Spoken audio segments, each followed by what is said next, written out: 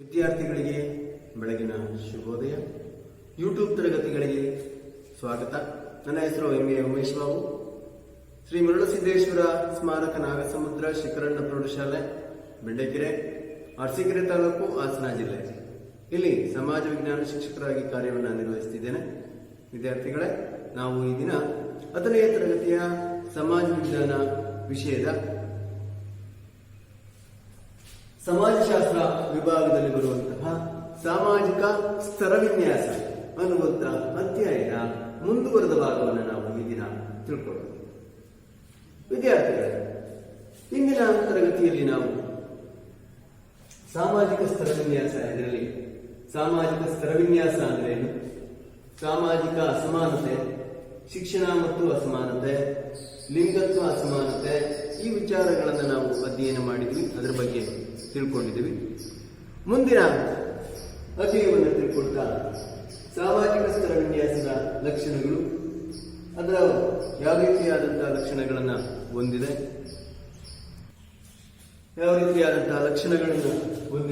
ಅದನ್ನೆಲ್ಲ ತಿಳ್ಕೊಂಡು ಈಗ ಸಾಮಾಜಿಕ ಸ್ತರ ವಿನ್ಯಾಸದ ವಿವಿಧ ರೂಪಗಳಲ್ಲಿ ಅಸ್ಪೃಶ್ಯತೆಯ ಒಂದು ಸಾಮಾಜಿಕ ಪಿಡುಗು, ಈ ಅಧ್ಯಾಯದ ಬಗ್ಗೆ ನಾವು ಅಭ್ಯಾಸವನ್ನು ಮಾಡೋಣ. ಮಕ್ಕಳು, ಪುರಾತನ ಕಾಲದಿಂದಲೂ ಸಹ ಭಾರತದಲ್ಲಿ ವರ್ಣ ವ್ಯವಸ್ಥೆ ಅನ್ನುವಂಥದ್ದು ಜಾರಿಯಲ್ಲಿತ್ತು. ಬ್ರಾಹ್ಮಣ,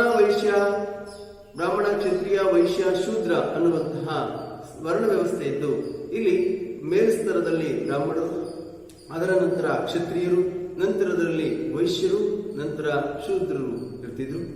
ಈ ರೀತಿಯಾಗಿ ಒಂದು ಸಾಮಾಜಿಕ ವ್ಯವಸ್ಥೆ ನಿರ್ಮಾಣ ಆಗಿತ್ತು.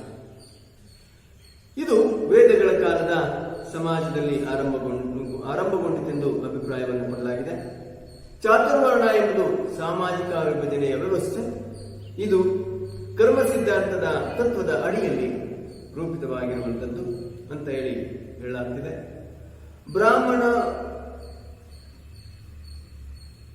ಬ್ರಾಹ್ಮಣರ ಈ ಒಂದು ಹಂತದಲ್ಲಿ ವರ್ಣ ವ್ಯವಸ್ಥೆಯಲ್ಲಿ ಮೇಲಿನ ಸ್ಥಾನವನ್ನು ಪಡ್ತಾರೆ. ಇವರು ವೇದಗಳ ಅಧ್ಯಾಪನ, ಯಜ್ಞಯಾಗಾದಿಗಳಲ್ಲಿ ತೊಡಗಿಸಿಕೊಳ್ತಿದ್ರು ಬ್ರಾಹ್ಮಣರು. ನಂತರ ಬರುವಂತವರು ಕ್ಷತ್ರಿಯರು ರಾಜ್ಯ, ಅದರ ಆಡಳಿತ, ವಿಸ್ತಾರ, ಇಂತಹ ಕೆಲಸಗಳಲ್ಲಿ ತೊಡಗಿಸಿಕೊಂಡು ಅವರು ಕ್ಷತ್ರಿಯರಾಗ್ತಿದ್ರು. ವೈಶ್ಯ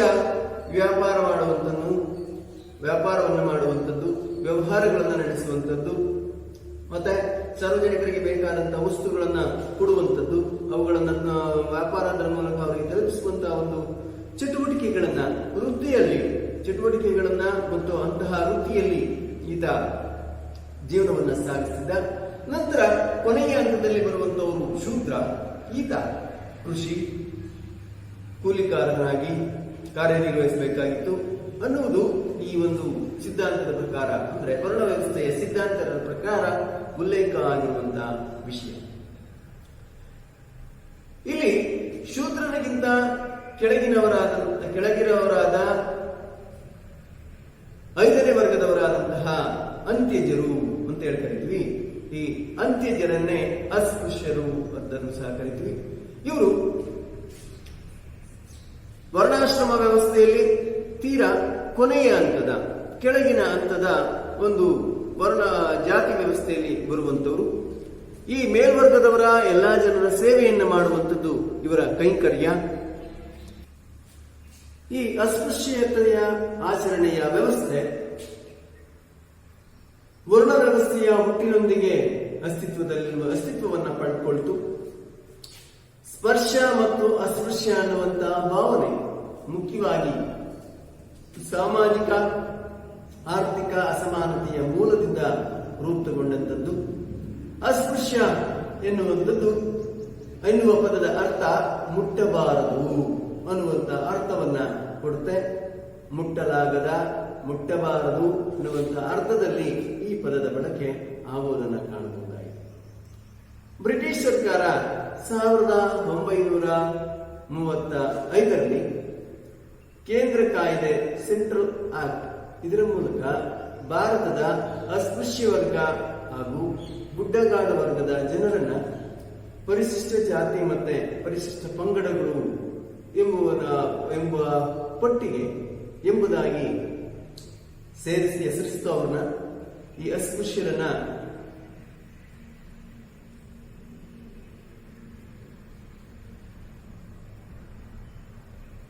ಹಾಗೂ ಗುಡ್ಡಗಾಡು ವರ್ಗದ ಜನರನ್ನ ಪರಿಶಿಷ್ಟ ಜಾತಿ ಮತ್ತು ಪರಿಶಿಷ್ಟ ಪಂಗಡದವರು ಎಂಬ ಎಂತ ಹೇಳಿ ಅವರನ್ನ ಹೆಸರಿಸಿ ಆ ಪಟ್ಟಿಗೆ ಅವರನ್ನು ಸೇರಿಸಿತು.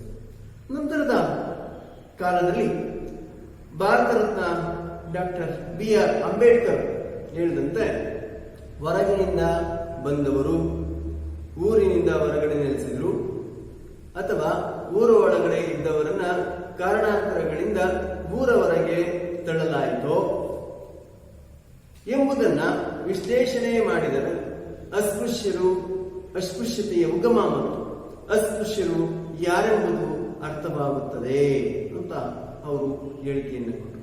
ನೋಡಿ, ಎಷ್ಟು ಅರ್ಥಗರ್ಭಿತವಾದಂತಹ ಹೇಳಿಕೆ. ಅಂಬೇಡ್ಕರ್ ಅವರು ಹೇಳ್ತಾರೆ, ಹೊರಗಿನಿಂದ ಬಂದವರು ಊರಿನಿಂದ ಹೊರಗಡೆ ನೆಲೆಸಿದ್ರು ಅಥವಾ ಊರೊಳಗಡೆ ಇದ್ದವರನ್ನ ಕಾರಣಾಂತರಗಳಿಂದ ಊರ ಹೊರಕ್ಕೆ ತಳ್ಳಲಾಯಿತು. ಇದನ್ನ ವಿಶ್ಲೇಷಣೆ ಮಾಡಿದರೆ ಅಸ್ಪೃಶ್ಯತೆಯ ಉಗಮ ಮತ್ತು ಅಸ್ಪೃಶ್ಯರು ಯಾರು ಎಂಬುದು ಅರ್ಥವಾಗುತ್ತದೆ ಅಂತ ಹೇಳಿದ್ರು. ಮಹಾತ್ಮ ಗಾಂಧೀಜಿಯವರ ಪ್ರಕಾರ ಅಸ್ಪೃಶ್ಯತೆ ಜಾತಿಯ ಅತ್ಯಂತ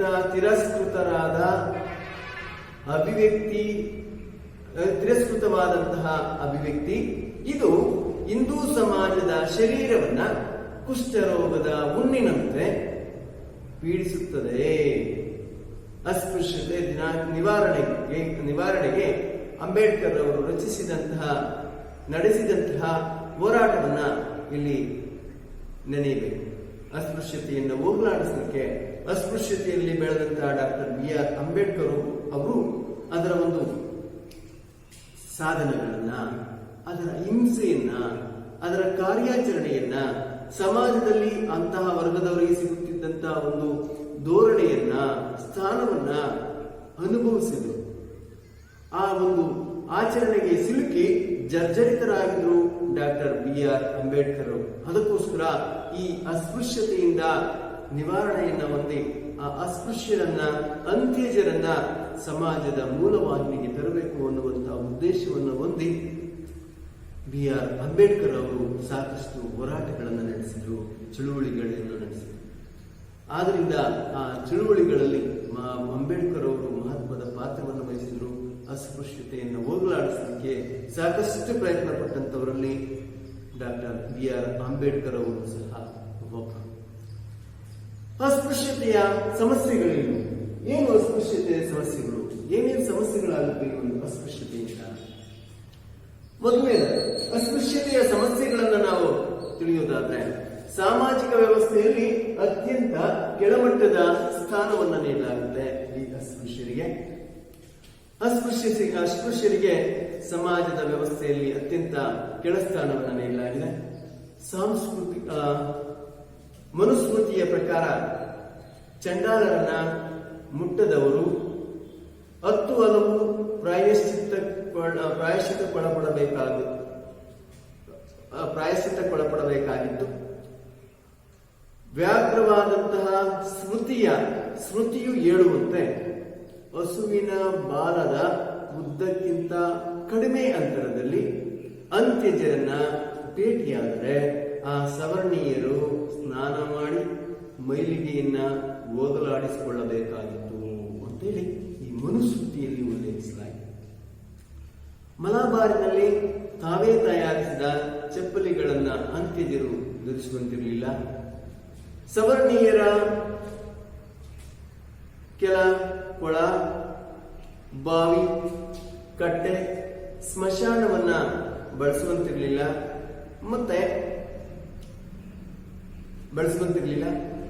ಬಿ ಕುಪ್ಪುಸ್ವಾಮಿಯವರು ದಾಖಲಿಸಿರುವಂತೆ ಮಲಗುರುವ, ಸತ್ತಂತಹ ಪ್ರಾಣಿಗಳನ್ನ ಸಾಗಿಸುವ, ಬೀದಿ ಚರಂಡಿ ಗುಡಿಸುವ ಈನ ವೃತ್ತಿಗಳನ್ನ ಮಾಡಬೇಕಾಗಿತ್ತು.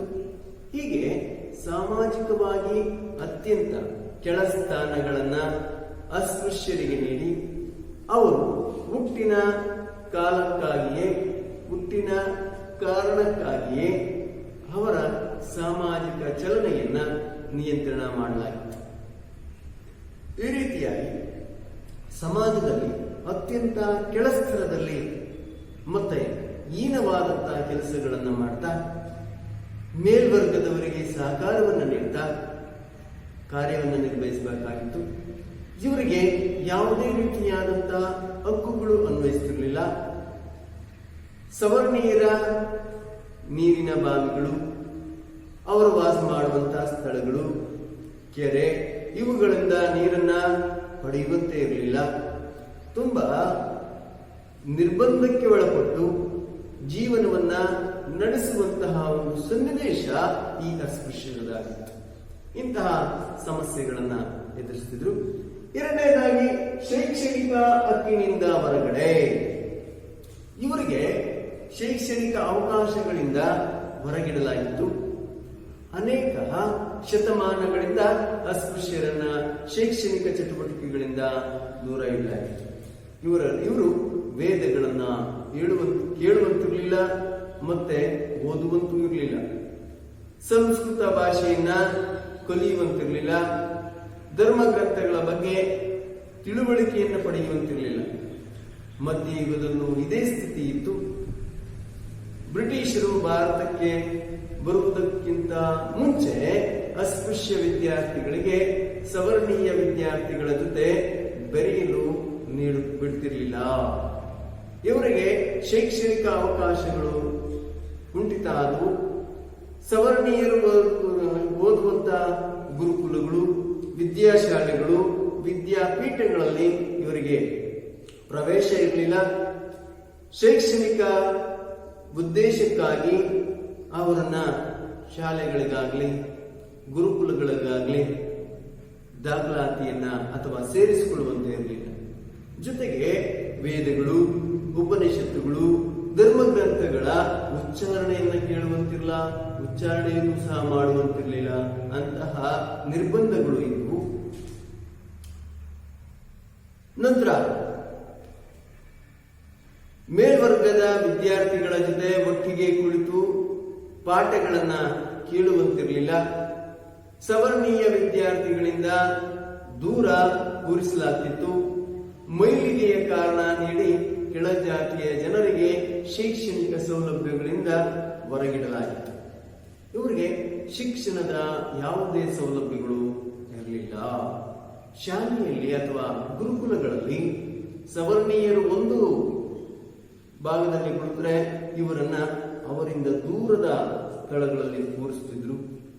ಸವರ್ಣೀಯರ ಜೊತೆ ಊಟ ಮಾಡುವುದಾಗ್ಲಿ, ಪಾಠ ಪ್ರವಚನಗಳನ್ನ ಕೇಳುವುದಾಗ್ಲಿ, ಅವರ ಜೊತೆ ಆಟ ಆಡುವುದಾಗ್ಲಿ, ಇವುಗಳನ್ನೆಲ್ಲವನ್ನು ಸಹ ನಿರ್ಬಂಧಿಸಲಾಗಿತ್ತು.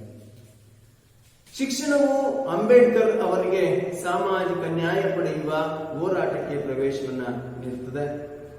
ಇದು ಭಾರತದ ಸಾಮಾಜಿಕ ಸಂದರ್ಭದಲ್ಲಿ ಅತ್ಯಂತ ಮಹತ್ವವಾಗಿದೆ. ಪ್ರಜಾಪ್ರಭುತ್ವದಲ್ಲಿ ಜನರು ತಮಗೆ ಸಂಬಂಧಿಸಿದಂತಹ ತೀರ್ಮಾನಗಳನ್ನ ತೆಗೆದುಕೊಳ್ಳುವ ಪ್ರಕ್ರಿಯೆಗಳ ಚರ್ಚೆಗಳಲ್ಲಿ ಭಾಗವಹಿಸುವ ಸಾಮರ್ಥ್ಯ ಪ್ರತಿಯೊಬ್ಬರಿಗೂ ಸಹ ಇರಬೇಕು. ಮತ್ತೊಂದು ಕಡೆ ತರ್ಕಸಮ್ಮತವಾಗಿ ವಿಚಾರ ಮಾಡುವ ಸಾಮರ್ಥ್ಯವನ್ನು ಪ್ರತಿಯೊಬ್ಬರೂ ಸಹ ಹೊಂದಬೇಕು. ಇದು ಸಾಧ್ಯವಾಗುವುದು ಶಿಕ್ಷಣದ ಮೂಲಕ ಮಾತ್ರ.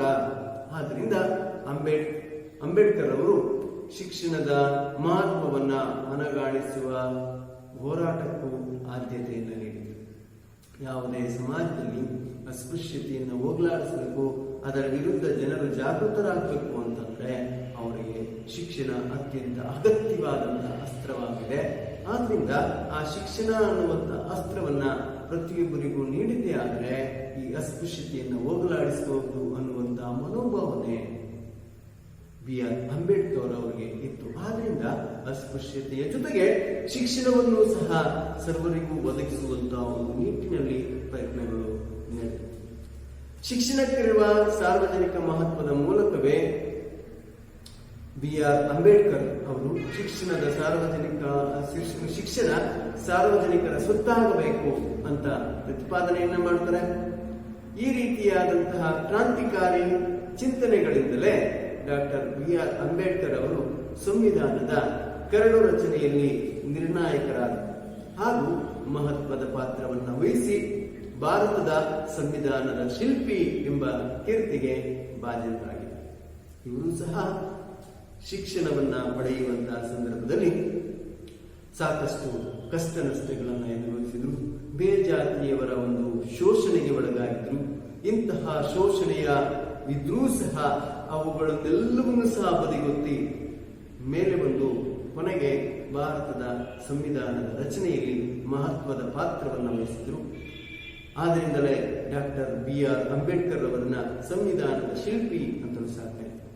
ಈ ರೀತಿ ಆ ಒಂದು ಅಸ್ಪೃಶ್ಯತೆಯ ನಿವಾರಣೆಗೆ ಸಾರ್ವಜನಿಕ ಶಿಕ್ಷಣವನ್ನು ನೀಡುವಂತಹ ನಿಟ್ಟಿನಲ್ಲಿ ಅಂಬೇಡ್ಕರ್ ಅವರ ಪಾತ್ರ ತುಂಬಾ ಅಮೋಘವಾದಂಥದ್ದು ಮತ್ತು ಗಣನೀಯವಾದಂತಹ ಅಂಶ. ನಂತರ ಆಸ್ತಿಯ ಹಕ್ಕಿನ ಒಡೆತನದ ನಿರಾಕರಣೆ. ಸಾಂಪ್ರದಾಯಿಕವಾಗಿ ಅಸ್ಪೃಶ್ಯರು ಪ್ರಮುಖ ಆರ್ಥಿಕ ಚಟುವಟಿಕೆಗಳನ್ನ ಮತ್ತು ಆಸ್ತಿಯ ಒಡೆತನದ ಹಕ್ಕನ್ನ ಹೊಂದದೆ ಮೇಲುಜಾತಿಗಳ ಸೇವೆಯನ್ನ ಮಾಡಬೇಕಾಗಿತ್ತು.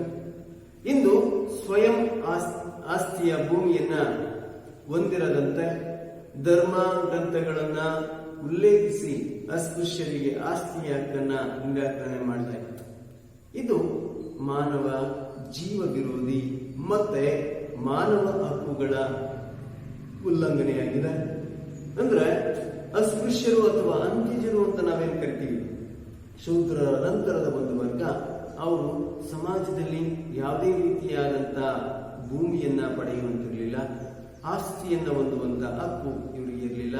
ಯಾಕೆಂತಂದ್ರೆ ಇವರು ಕೇವಲ ಸೇವೆಯನ್ನ ಮಾಡಲಿಕ್ಕಷ್ಟೇ ಸಾಧ್ಯ, ಅರ್ಹರು, ಬೇರೆ ಯಾವುದಕ್ಕೂ ಸಹ ಇವರು ಅರ್ಹರಲ್ಲ ಅನ್ನುವಂತ ಮನೋಭಾವನೆ ಸಮಾಜದಲ್ಲಿ ಆಗ ಇತ್ತು. ಆ ನಿಟ್ಟಿನಲ್ಲಿ ಇವರಿಗೆ ಯಾವುದೇ ರೀತಿಯಾದಂತಹ ಆಸ್ತಿಯ ಹಕ್ಕನ್ನ ನೀಡಿರಲಿಲ್ಲ, ಕೊಟ್ಟಿರಲಿಲ್ಲ. ಆಸ್ತಿಯನ್ನ ಗಳಿಸುವಂಥದ್ದು ಸಹ ಇವರ ಒಂದು ಹಕ್ಕಾಗಿರಲಿಲ್ಲ. ಆದ್ರಿಂದ ಇದು ಮಾನವ ಹಕ್ಕುಗಳ ಉಲ್ಲಂಘನೆಯಾಗಿತ್ತು. ನಂತರ ನಾಲ್ಕನೆಯದಾಗಿ ರಾಜಕೀಯ ಭಾಗವಹಿಸುವಿಕೆಯ ನಿರಾಕರಣೆ. ಈ ಅಂತ್ಯಜರು ಅಥವಾ ಶೂದ್ರರ ನಂತರದ ಒಂದು ವರ್ಗ ಏನಿದೆ, ಅದು ಸಾಂಪ್ರದಾಯಿಕ ಆಡಳಿತ ವ್ಯವಸ್ಥೆಯಲ್ಲಿ ಅಸ್ಪೃಶ್ಯರಿಗೆ ಪ್ರವೇಶ ಇರಲಿಲ್ಲ. ಬ್ರಿಟಿಷರ ಕಾಲದಲ್ಲಿ ಅಸ್ಪೃಶ್ಯರಿಗೆ ಕೆಲವು ಮಟ್ಟಿಗೆ ರಾಜಕೀಯವಾದಂತಹ ಹಕ್ಕುಗಳು ದೊರೆತವು. ಡಾಕ್ಟರ್ BR ಅಂಬೇಡ್ಕರ್ ಅವರು ಹೋರಾಟದ ಫಲವಾಗಿ ಅಸ್ಪೃಶ್ಯರಿಗೆ ರಾಜಕೀಯ ಕ್ಷೇತ್ರದಲ್ಲಿ ಹಾಗೂ ಆಡಳಿತದಲ್ಲಿ ಅವಕಾಶಗಳು ದೊರೆತವು. ಸ್ವತಂತ್ರ ನಂತರ ಮುಖ್ಯವಾಗಿ ಅಸ್ಪೃಶ್ಯ ಸಮುದಾಯಗಳನ್ನ ಒಳಗೊಂಡಿದ್ದಂತಹ ಸಮುದಾಯಗಳನ್ನು ಒಳಗೊಂಡಿರುವಂತಹ ಪರಿಶಿಷ್ಟ ಜಾತಿ, ಪರಿಶಿಷ್ಟ ಪಂಗಡಗಳ ಚುನಾವಣಾ ಕ್ಷೇತ್ರಗಳಲ್ಲಿ ಮೀಸಲಾತಿಯನ್ನ ಜಾರಿಗೆ ತರಲಾಯಿತು. ಅಸ್ಪೃಶ್ಯತೆ ಎನ್ನುವ ಸಾಮಾಜಿಕ ಪಿಡುಗನ್ನ ಹೋಗಲಾಡಿಸುವ ಸಲುವಾಗಿಯೇ ಇಂಡಿಯಾದ ಸಂವಿಧಾನವು ವಿಶ್ವದಲ್ಲಿಯೇ ವಿಶಿಷ್ಟವಾದಂತಹ ನ್ಯಾಯ ಮತ್ತು ಸಮಾನತೆಯನ್ನು ನೀಡುವ ದಿಕ್ಕಿನಲ್ಲಿ ಬದ್ಧತೆಯ ವಾಗ್ದಾನವನ್ನು ಮಾಡುತ್ತದೆ. ಎಲ್ಲ ಜನರ ಘನತೆ, ಗೌರವ, ಸ್ವಾತಂತ್ರ್ಯ, ಸಮಾನತೆ ಮತ್ತು ಸಮಾನ ಅವಕಾಶಗಳನ್ನು ಪಡೆಯಲು ಅವಕಾಶ ಒದಗಿಸಿರುವ ನಮ್ಮ ಸಂವಿಧಾನವು ಅತ್ಯಂತ ಮಹತ್ವದ್ದಾಗಿದೆ.